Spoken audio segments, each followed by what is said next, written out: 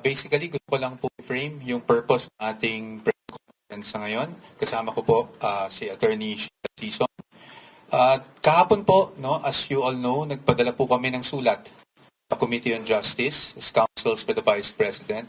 At doon sa sulat na yun, inilahad natin yung aming fundamental objections, no, dito sa mga proceedings na isinasagawa ng Committee on Justice. Siguro to give you more context, hindi po ako nagbigay, and you know that, hindi po ako nagbigay ng kopya ng sulat sa kahit anong media outfit out of due respect for the Committee on Justice. But since we noticed na I think some copies are already circulating online, we'd like also to give you proper context doon sa sulat na yon. And that's why Attorney Sheila here will read the pertinent portions of that letter para po maintindihan, hindi lang ninyo, pati na rin ng ating mga kababayan. Thank you, Mike. Good afternoon, everyone. We thank you for coming today, and I think this is on short notice. We appreciate everyone's work to keep the public well informed on the development of the impeachment complaints against the Vice President. That's why I confirm that the defense team sent a letter addressed to Representative Luistro, the chairperson of the Committee on Justice. This was dated March 24, 2026. This letter was sent in response to the invitation extended to us by the committee. Just so there is context to the letter that we sent, even as we had observed from the hearing that was conducted earlier, that this letter was also tackled by the committee. We will just read the pertinent portions so that the public is also informed of the reason or the reason stated in this letter on why the respondent and the defense team did not participate in the hearing today.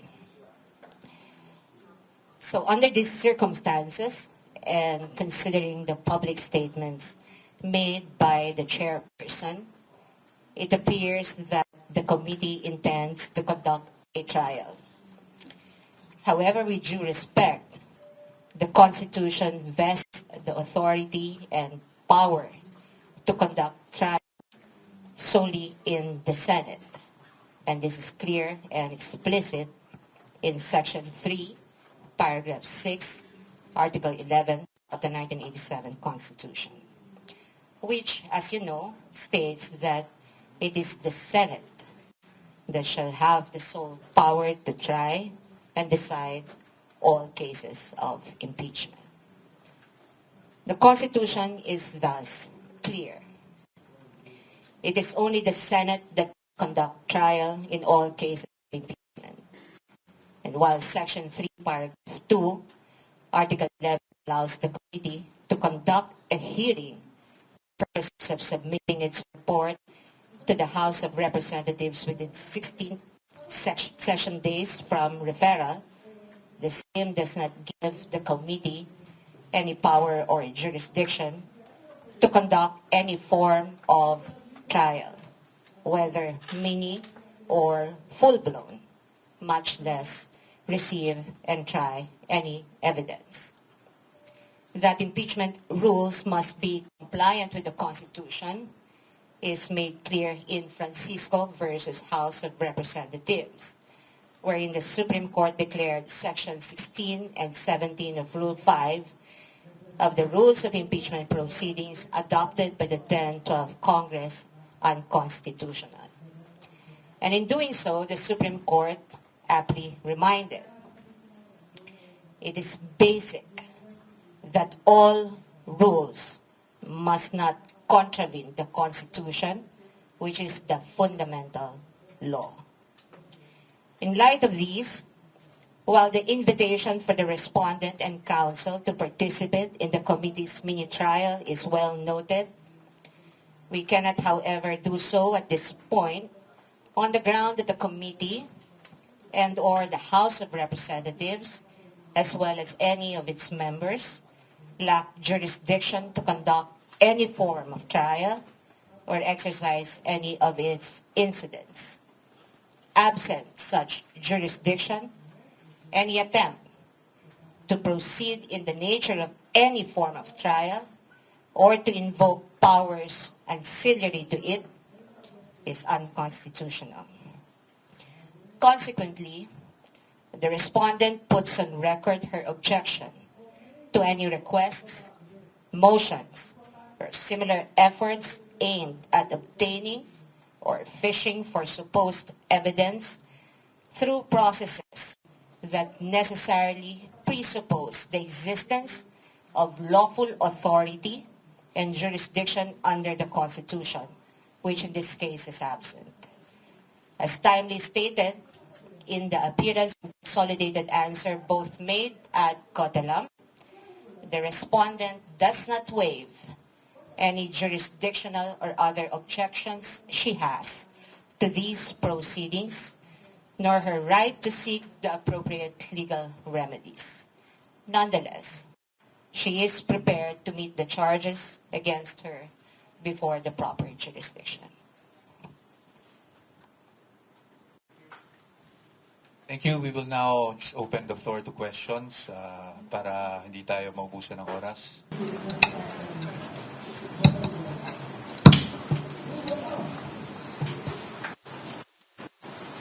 Hello, good afternoon. Hi ma'am, hi sir. I'm Camille Samondebo from TV5. Natapos na po yung hearing ng Committee on Justice and there were several motions po na natakel sa hearing where they want to issue subpoena doon sa mga ilang dokumento, kabilang sa mga financial transactions, ITR, including yung attorney po kasama doon sa pinasubpoena. Maybe just get your reaction on that. And ano po yung magiging tugon ng defense team since ito nga may mga feeling na yung committee na mga dokumento na mapresenta o matakil doon sa committee. Thank you. Unang-una sa lahat, I have to address yung subpoena that was issued against myself. I will wait for the subpoena. Titingnan ko kung ano yung laman ng subpoena, but definitely I'm willing to attend. No, wala akong any intention to evade having to attend before the Committee on Justice. Although I must say, I was monitoring the hearings. In fact, that's why hindi kami nag-start until matapos yung hearings out of due respect na rin to the Committee on Justice. I was a bit surprised because I think the ground stated there was that I was the one in charge of the accomplishment reports, etc., which obviously the facts and documents would show that it was not me. No? But nonetheless, I don't see any point in not appearing. So I will definitely abide by the subpoena, subject to, of course, titingnan natin kung ano yung laman. Pagdating naman doon sa ibang subpoena that will be issued for the documents, I think it is our job as counsels to look first at kung ano yung scope ng subpoena and to see kung naayon ba sa batas yung pag-issue ng subpoena. Attorney Sheila, is there anything you wanted to add pa? Go ahead. In addition to what Mike had said, I think the portions of the letter that I had read earlier would answer that question. So right now, what is clear is that we have questions on the jurisdiction of the committee to conduct any form of trial.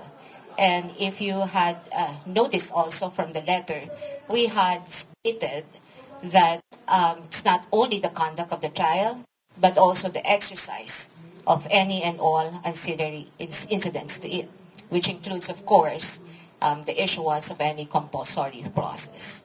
I cannot tell you yet how the defense would meet the orders given today at the committee hearings or how we would specifically respond to those.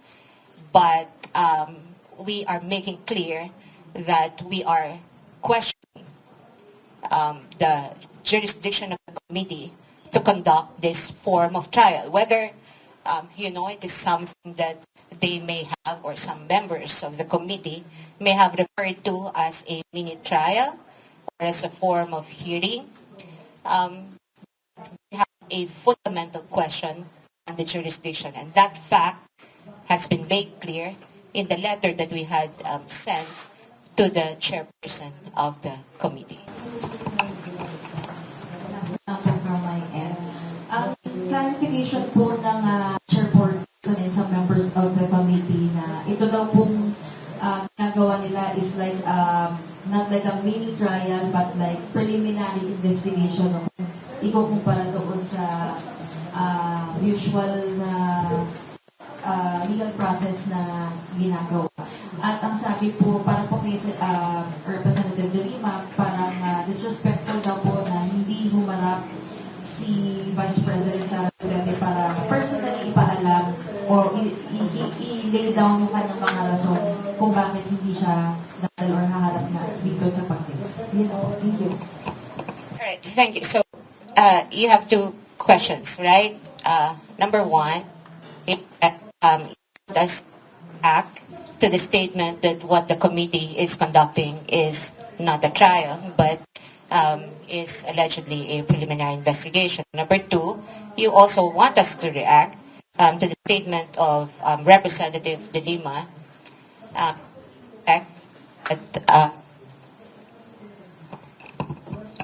to the effect that the nuance of the response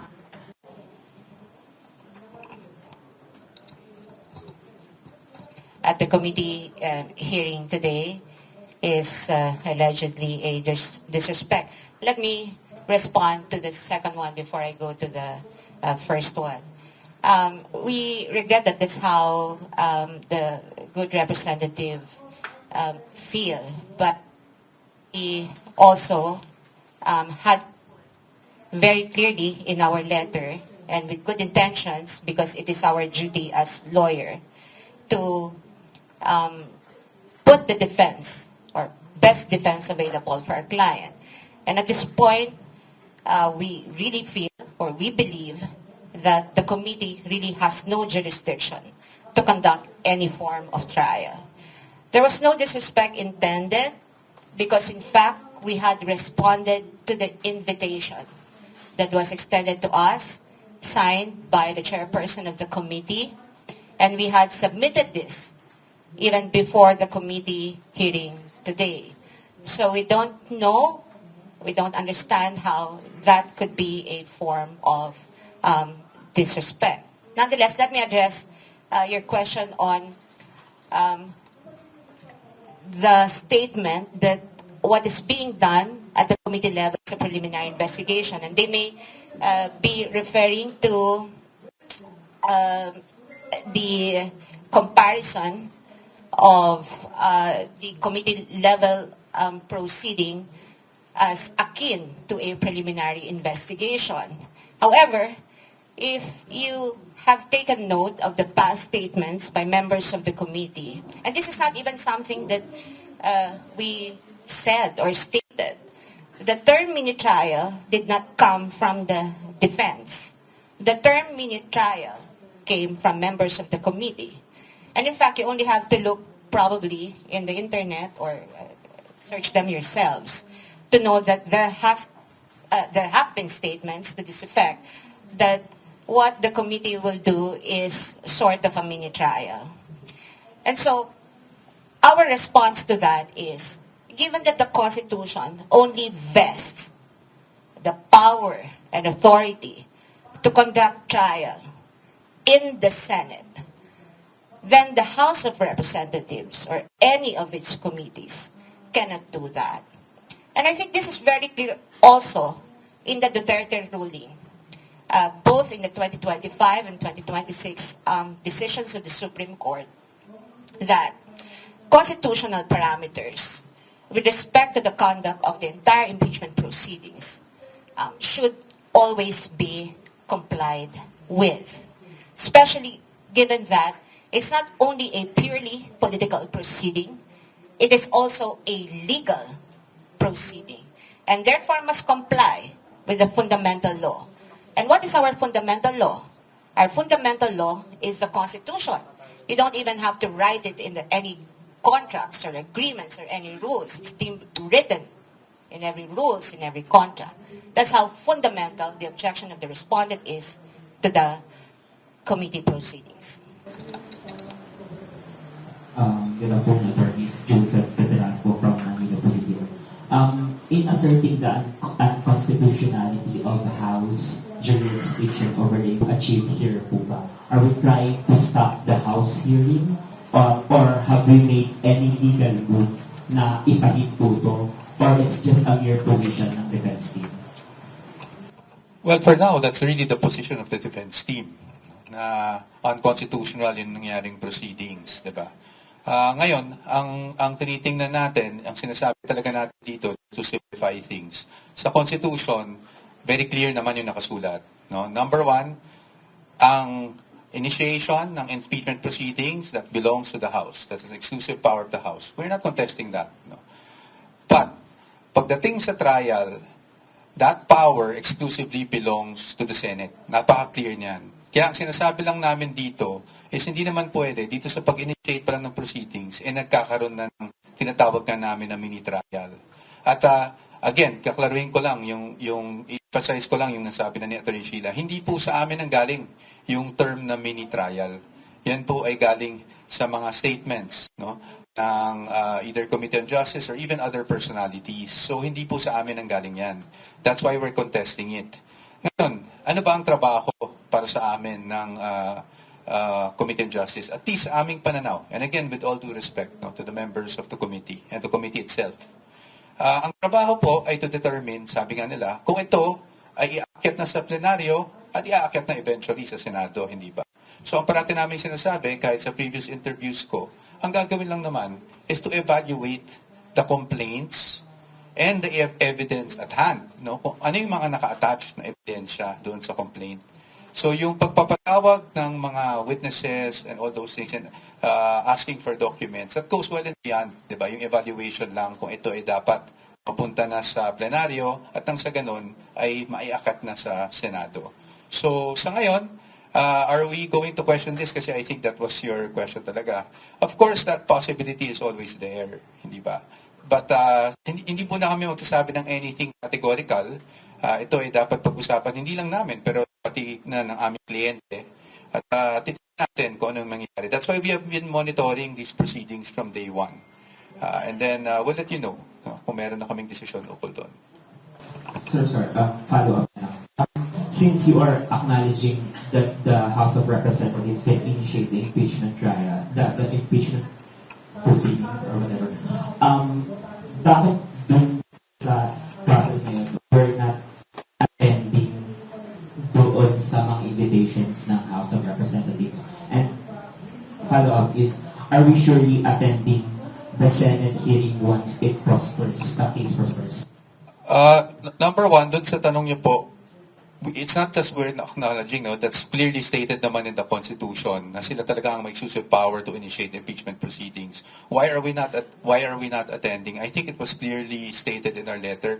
It's because we are objecting. There's a fundamental objection to the proceedings itself because for us this goes well and beyond what is contemplated within initiation of impeachment proceedings. As to the Senate, wala pa tayo doon, no? Pero pag dumating man doon, talaga namang kami naman ready na sagutin. Parati naman natin sinasabi, ready nating sagutin ang mga aligasyon laban sa Vice Presidente sa tamang forum.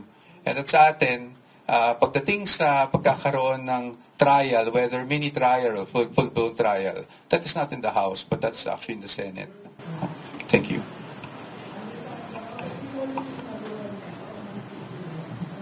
Hello, sir.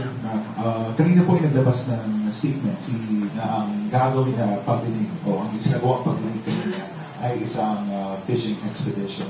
Pwede po ba natin ipaliwanag to bakit ito nasabi ng vice?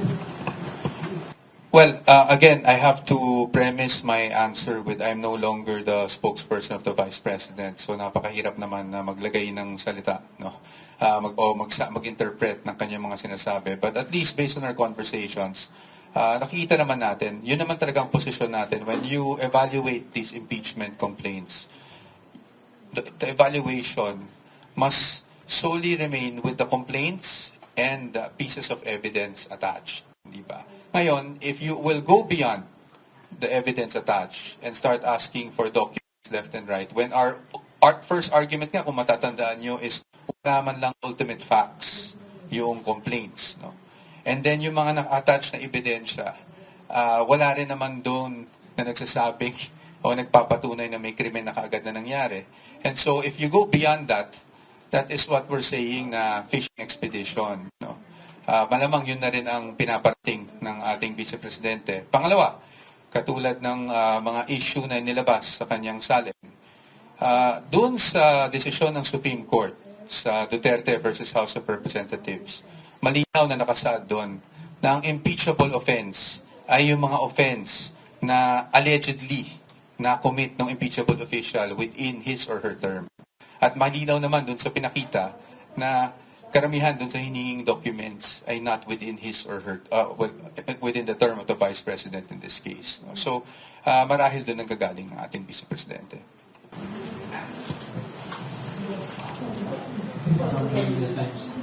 I'd just like to note lang po yung mga subpoenas regarding doon sa subpoenas regarding her salary. Congressman Rodriguez said na it's a form of fishing expedition. That's why he objected to the motion raised by the panel. Pero sa tingin niyo po ba, pwede ba muna natin ma-control dito o prevent itong pagkakas ng mga salin? Kasi yun nga, as Lucas Rodriguez nga, sa legal expert, saying na it's a fishing expedition. And baka nga po tayo ito sa nangyari sa Corona impeachment trial na naging fishing expedition. So, what should take po doon sa mga subpoena sa salin? And pati na rin yung mga bank records na rin kay Atty. Manscarpio.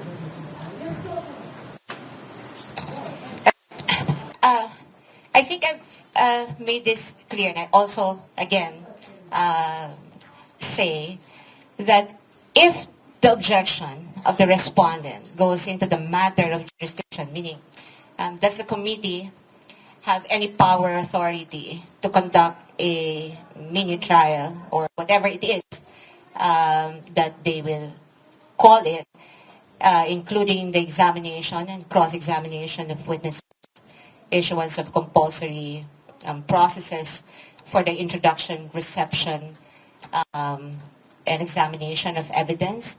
Our position has been made clear in the letter.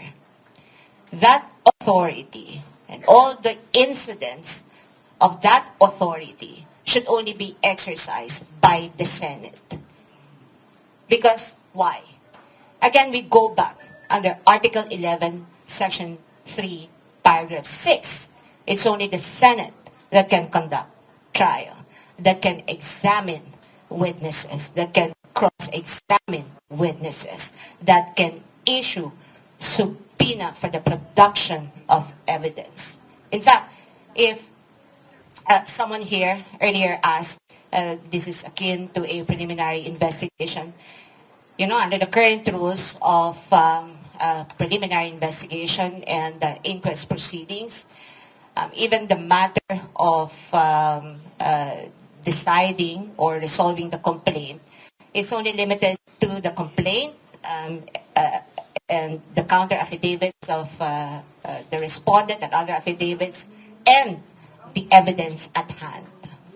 Nothing beyond evidence at hand.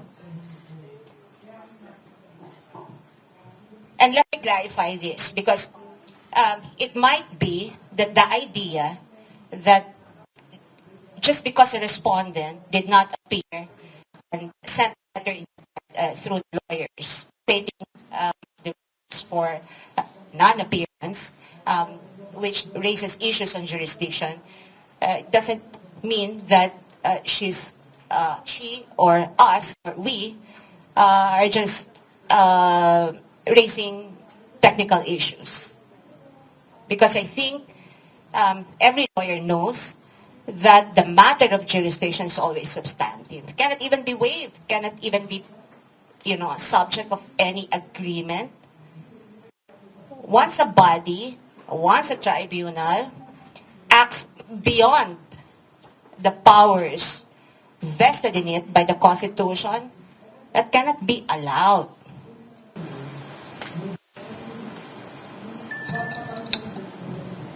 Last question na lang po from my end.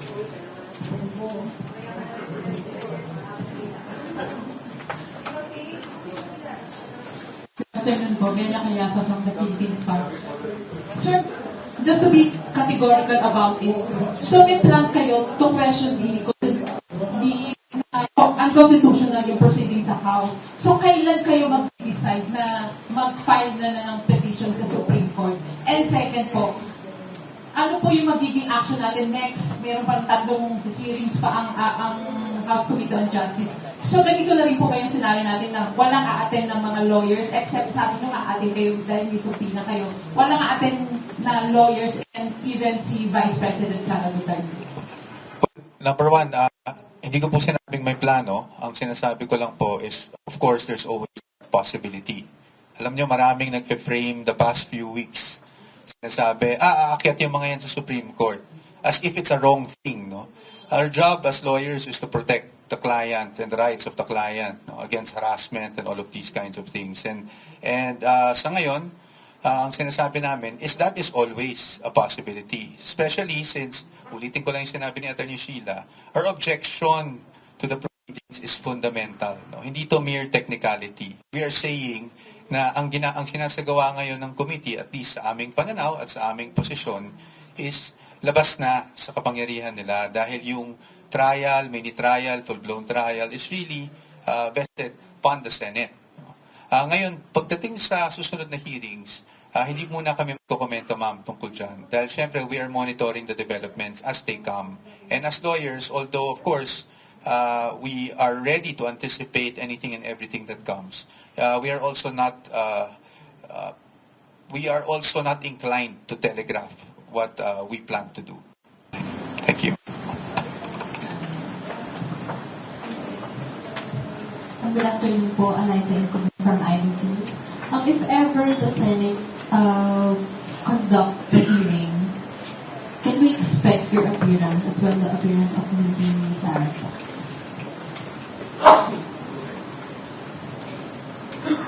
Again, I think our letter is clear. We cannot participate in a proceeding that we think is unconstitutional. We cannot have the Vice President appear before a body exercising a power or authority that is vested by the Constitution in another tribunal.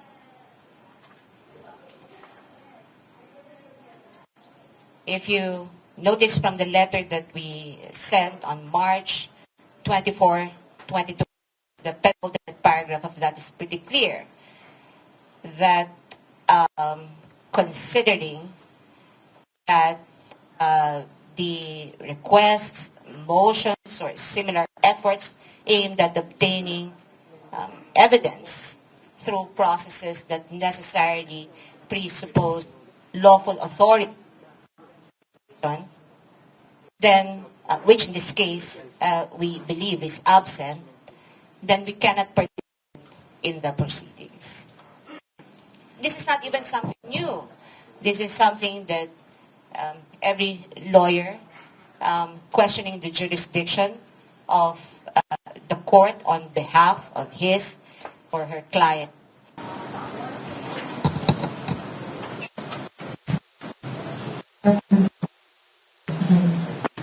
Parang iteration ko naman ng question. So since you are not recognizing the jurisdiction of the authority, hindi nyo po to comply ang any subpoena na hindi expected si Vice President and you appear sa House hearings. Let me clarify. Baka ma-misconstrue eh. What we are not recognizing is the authority or power to conduct mini-trial. Now, with respect to the power of the House of Representatives to initiate impeachment proceedings, that's stated in the Constitution. We recognize that. Again, what we do not recognize is the authority to conduct any form of trial.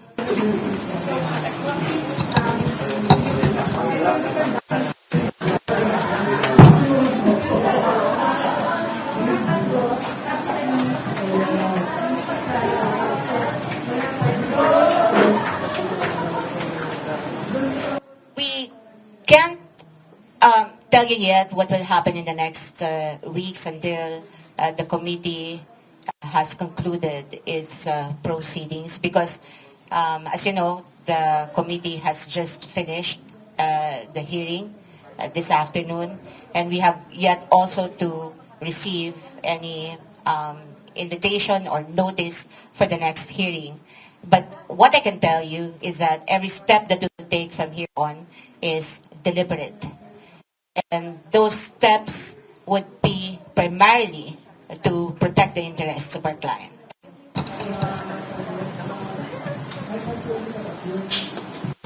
Attorney Poa, so to reiterate and to echo also the question of Congressman Molina earlier, so your failure to attend the Vice President and also your team, does it mean you are waiving your right to attend any proceedings? So you do not expect anyone from entering in the proceedings?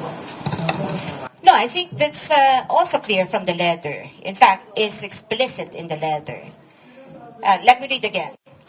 As timely stated in the appearance and consolidated answer, both made ad cautelam, the respondent does not waive any jurisdictional or other objections she has to these proceedings, nor her right to seek appropriate legal remedies. I think that's quite clear. Yeah, meron po her appearance nor the council, hindi ba yun? Ibig sabihin ba? Could you clarify? Question in the jurisdiction. So, What is it that you're asking? That is the respondent waiving her right? And of course not. Right to the proceedings. the one raised by No, definitely not. I think, again, the letter is clear, and our position from the start, starting from the appearance ad cautelam and the consolidated verified answer ad cautelam, up to this point when we sent the letter, is clear. The Vice President's not waiving any of her rights. Now, if you're asking me, is she waiving her right to present evidence? Definitely, or participation in the proceedings, she will participate before the proper forum, before the body that has jurisdiction to try the case against her. Yes, because again, we just have to read the Constitution. The Constitution says, Section 3, Paragraph 6, Article 11, that it is the Senate that shall have the sole power to try and decide on cases of impeachment.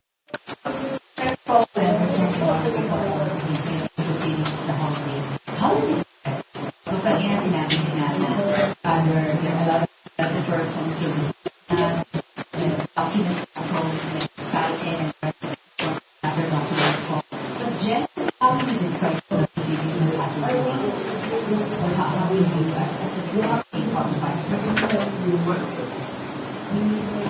Well, to us, really, we're questioning the proceedings themselves. No? So I don't want to try to describe it sound ako sa isang description. No? But really, to us, all these things go beyond the powers of initiating an impeachment complaint.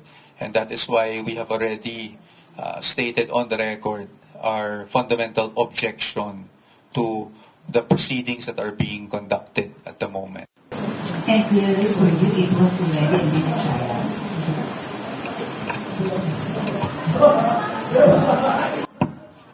Well, for us, ma'am, again, our position is that yung mini-trial na salita, hindi sa amin ang galing. Yan ay galing sa ibang tao. Again, I'd like to reiterate our position. Kung ang evaluation lang na dapat gawin dito ay kung ito ay dadalhin, i-recommend, no? Na dadalhin sa plenaryo, kakaroon ng articles of impeachment that will be transmitted to the Senate, dapat ang gagawin dito, ang evaluation na gagawin dito ay limited lamang doon sa mga complaints at doon sa mga naka-attach sa complaints. Kasi doon mo malalaman kung may basihan ba talaga, kung meron ba talagang impeachable offense laban sa ating Vice Presidente. Turning for the windows for 25. Since you said a while ago po that the hearing is unconstitutional, are we consider po anything that remedies like pagdulog sa Korte Suprema? As I've answered earlier, that is always a possibility. We are considering all remedies. Thank you.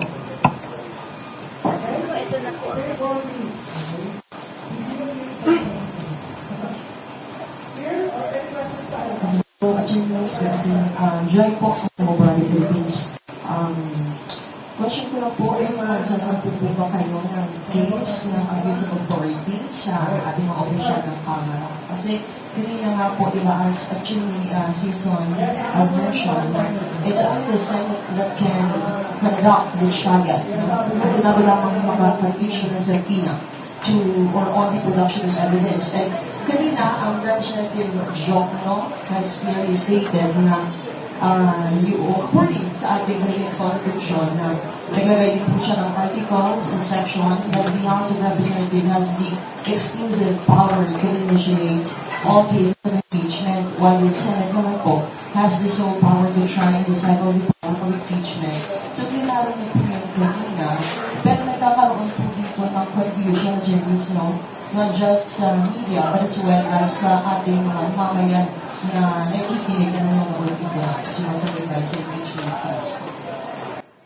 Well, I agree with Representative Diokno na yun nga naman talagang nakasulat sa Constitution, no? That the power to initiate belongs to the House and the power to try impeachment cases belong to the Senate, hindi ba? And yun nga ang nagiging debate dito dahil sa aming pananaw, lumalampas na po sa initiation ang nangyari.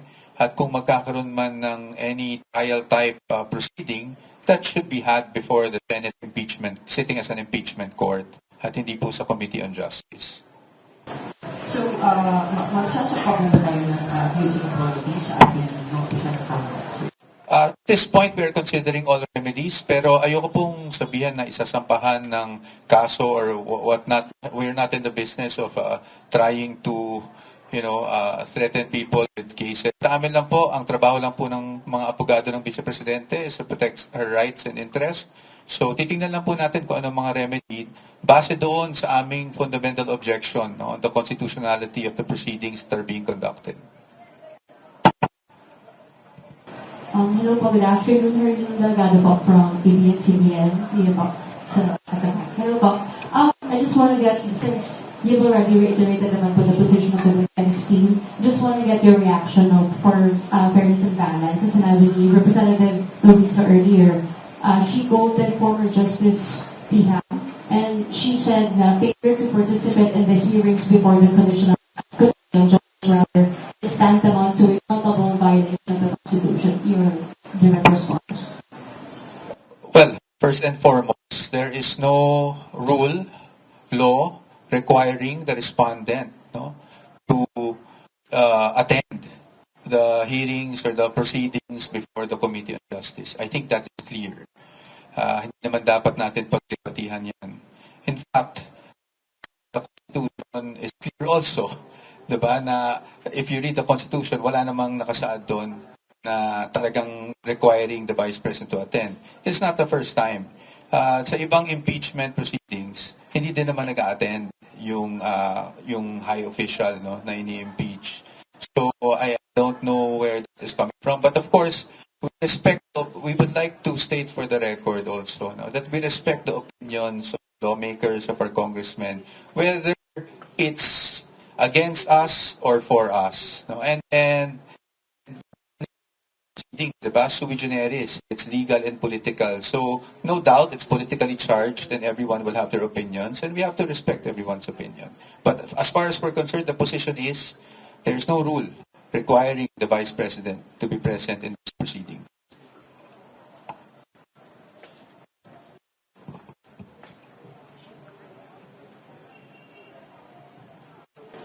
Sir Chen from Billionaire News Channel. Can you give us an outlook na lang po? Ano yung pwede namin maasahan? Can you give us an outlook na lang po? Ano yung pwede namin maasahan sa defense team moving forward given na yun nga, mag-issue sa PINA. They also plan on having meetings outside of the impeachment, outside of the hearings and conduct. So ano-anong mga pwede namin take note at abangan from the defense team? Naman po, that every step of the way, the defense team will ensure that we are doing our job to protect the rights and interests of our client, which is the Vice President.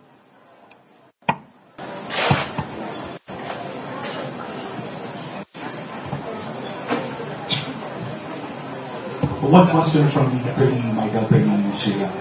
Your message na lang po sa public, lahat po ay nakatuon ng attention po dito sa impeachment proceedings na kay Vice President Sara Duterte.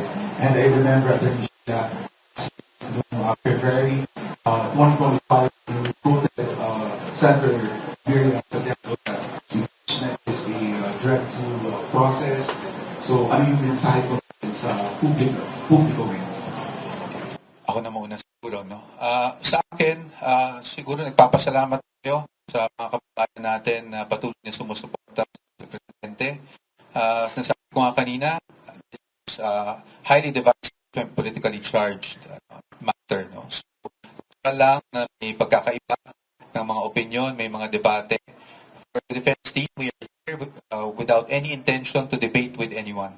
No, we are here to just lay down our position, but at the same time, we would like to state again that we respect the opinions of even those whose positions are adverse to ours. No? Siguro ang gusto ko lang linawin is parati kasing nasasabi na hindi sumasagot ang ating Vice Presidente. Hindi po totoo yun.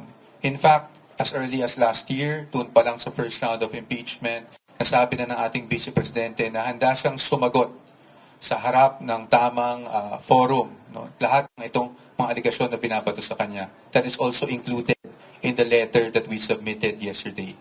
At siguro ang pinaka-importante, let's not blur our legal system, di ba? Ayon sa legal system natin, the burden of proof is actually on the accusers. Doon sa mga nag-a-allege na may ginawa siyang impeachable offense, the burden of proof lies with them. No? Dapat pakita muna nila na matibay ang kanilang mga ebidensya. And again, the evaluation should be limited to the complaints that they submitted, their allegations in those complaints, and the pieces of evidence attached to those complaints. No? So again, hindi sumasagot ang Vice Presidente. Handa po sumagot ang Vice Presidente at handa po ang defense team na ipagtanggol ang Vice Presidente sa harap ng tamang forum para dito. Thank you. Perhaps my message is, it's the same thing.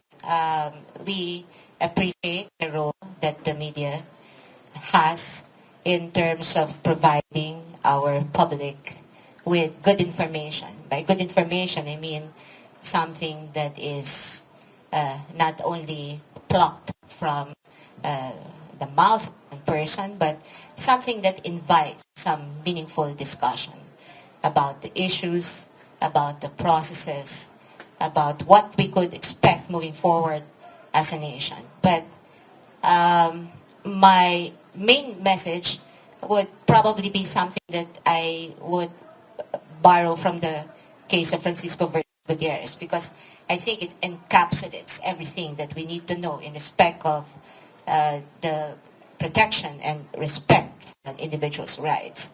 In that case, the Supreme Court said that the respondent, or just because former Chief Justice Davide is the Chief Justice, does not imply that he gets to have less in law than anyone else. And the reason is very simple. It's because the Constitution and the law are mindful of every individual's rights, regardless of his or her station in life. What then is your reaction to the whole thing that was happening in the whole proceedings for the whole hearing this until this afternoon? Ma'am, as you know me, I really want to give due respect to our lawmakers. So whatever happened the proceedings earlier, I think that is within their wisdom. I don't really want to criticize anything or anyone for those proceedings earlier. Ang sa amin lang, that is within the wisdom of the Committee of Justice. Pero sa amin, that doesn't also preclude us from dealing of remedies kung sa tingin namin meron ng mga paglabag sa ligang batas sa mga pangyayari. And that is in line again with our duty to protect our client, who is the Vice President. So yung mga sabi na review the documents, is this something that you expected to happen? Like you were expecting mga pangyayari? Well, sekreto yan dahil actually, di ba, pati yung appearance ko ay na-question na rin. And again, I have to say, I respect the lawmakers who brought that up. I think it's within their prerogative to raise whatever concerns they have in relation to my appearance. Pero nasabi ko na rin, no, na the past few weeks, sabi naman talaga nila that there will be subpoenas issued. No? Ngayon, yung pagdating naman sa akin, humarap naman ako sa Committee on Good Government. Abogado na rin ako ng Vice Presidente ng mga panahon na yon. At hindi naman ako nag-invoke ng attorney-client. Because all I can really testify to is kung ano yung totoo na participation ko sa kung ano mang sa dung stint ko nung ako'y nasa DepEd. So I never really saw any conflict with that. But again, if there are subpoenas, these are things that the defense team will have to discuss. We'll have to look at the subpoenas. And ako naman sa sarili ko, I have no problems complying with it. But I have to state that the fundamental objection here is not just the issuance of subpoenas. No? The fundamental objection rather that we are raising here. So the proceedings themselves, and even, nasabi nga ni Atty. Sheila, on the ancillary process that come out of those proceedings.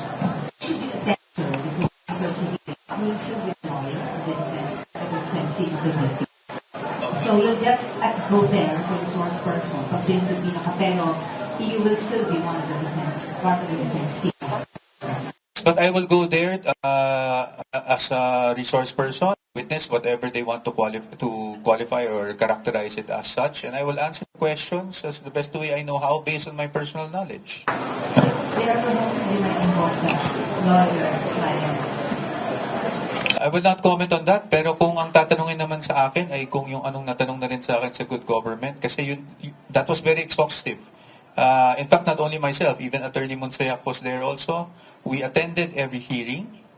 We answered all the questions directed to us, and not once did I invoke the attorney-client privilege. Because ang masasagot ko lang naman kung ano yung nasa personal knowledge ko po. Hindi naman ako pwede mag-fabricate beyond that.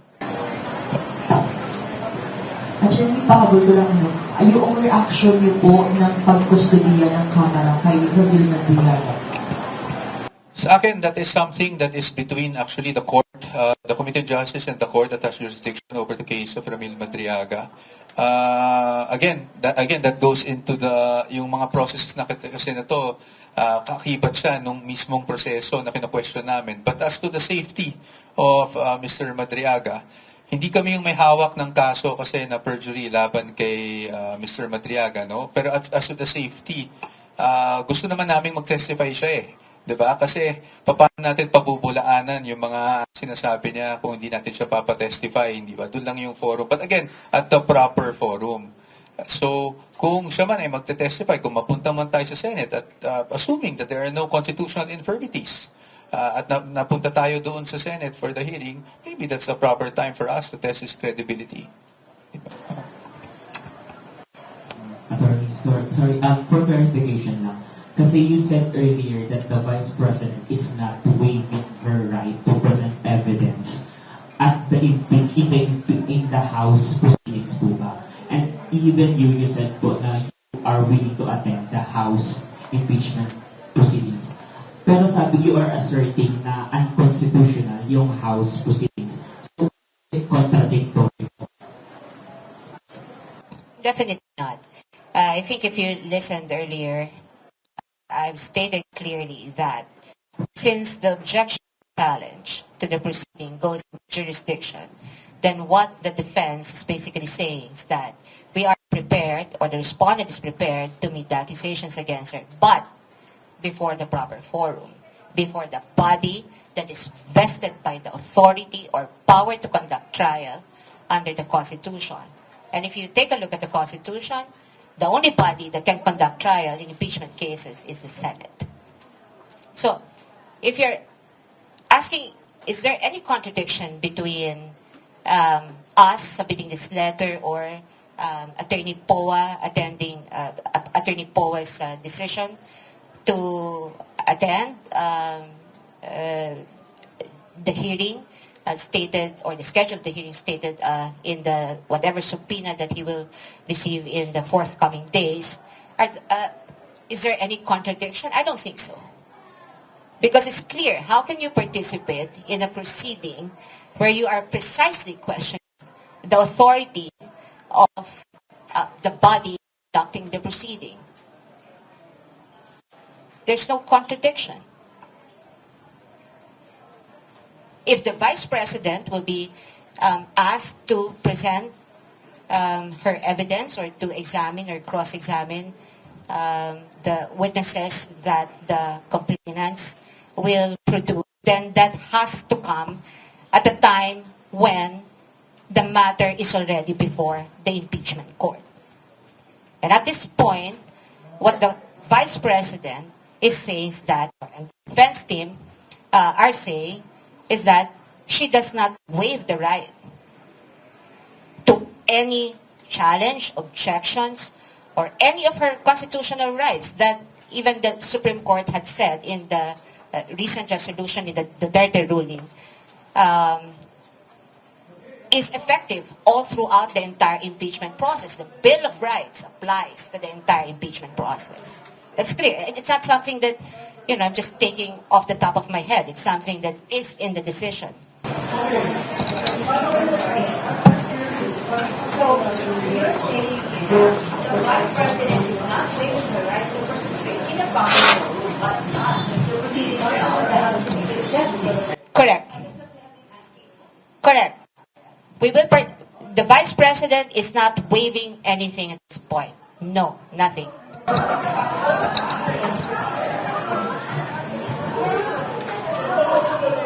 Attorney, of course, with the subpoena right now na issues ng House Justice Committee, hindi pa kayo worried baka i-ambush kayo ng mga committee members regarding sa mga tanong nila or baka may mga incriminating questions na ilab sa'yo na baka magamit nila to prove their point against the Vice President.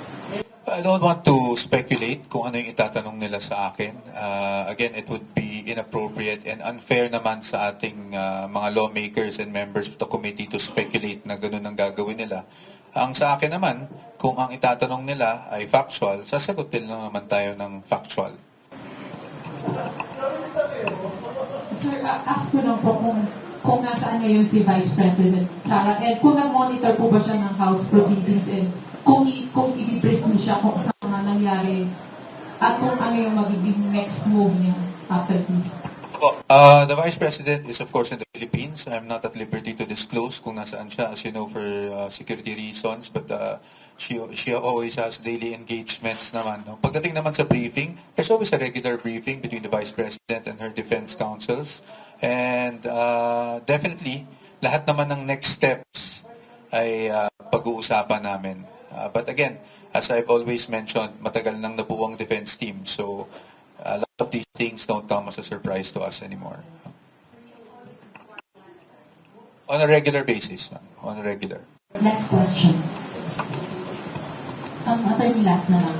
How ready are you if ever na humarap na kayo sa proper forum, hindi na po sa House Committee proceedings? How ready is the defense team? We're ready. In fact, kung may mga statements nga sinasabi, overwhelming yung evidence. So kung ganon, expect that, iakyat na nila sa Senate so we can have a proper trial at para mapakita na natin at talagang walang basehan ang mga impeachment, itong impeachment complaints laban sa kanya.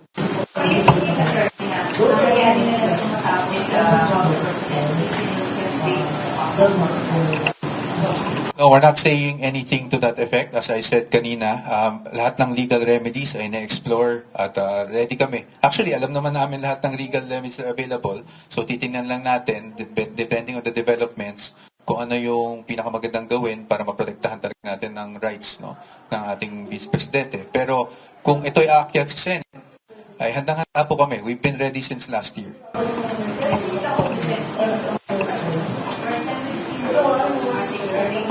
Actually, hindi pa lahat. But again, I have to clear that up. No? Napag-usapan din namin ni Attorney Sheila to maybe we can also add on to what I'm about to say. But I have to give that some context. No? Kasi parating lumalabas, ang dami-daming abogado ng Vice Presidente, di ba? 16 lawyers, etc., etc. Alam nyo, ito sa defense team, ito sa collaboration between Fortuna Arvalo Salazar, which is a law firm, no? And myself and Attorney Reynold Monsaya, Mark Vinluan, Attorney Bodota, and also Attorney Batong Bakal. So, yun talaga yon. Kaya ang dami, because it's a law firm, and that's not uncommon. Even in the small law firm that I have, when we have cases, no, for clients, hindi naman isang tao naka-assign dun sa case na yun. Especially at a case as complex as this. Natural lang na sa isang team, marami talagang naka-assign. So, para lang klaro tayo na hindi yung parang kasing 16 lawyers, parang ang dami-daming abogado. But it's really Fortuna Arvalo, which I have to say is taking the lead, no, here, and they're collaborating with us. So, yan po ang nangyari dito. Before we conclude, Ilan, baka Attorney Sheila would like to add on to that. Just a short note. So, tama yung sinabi ni Mike, no? Yung balita na may 16 na abogado, si Vice Presidente. Sa totoo lang, the Vice President has our firm as one of her counsel and the 5 collaborating counsel. No? Si Attorney Poa, Attorney Binuan, Attorney Monsayak, Attorney Ralph, and if we will count us, no, including our collaborating counsel, ilan lang tayo? 6. Now, the fact that there were the other members of the defense team also signed the pleadings, does that mean that, separate engagement? In fact, I think maski yung ating mga kasamahan maaari sa media or publiko na mga abogado rin maintindihan nila na kapag ang isang tao ay in-engage niya, no, yung isang firm, law firm, ibig sabihin yung buong law firm na yon ay kanyang abogado. Kaya it doesn't matter, hindi yun, bilangan ng ilan ba ang abogado dyan sa opisina na yan. Ibig sabihin, kung sabihin natin, ang isang opisina ay may 100 mahigit na abogado, at let's just assume that each one of those lawyers will sign the pleadings, hindi naman siguro tama na sabihin na, ang dami-dami abogado na, ngayon, sa yung size ng aming team, kailangan din sapagkat, katulad ng sinabi ni Mike, yung ganitong kaso ay kailangang paghandaan ng maigi. At kailangang magtulungan yung mga miyembro ng defense team.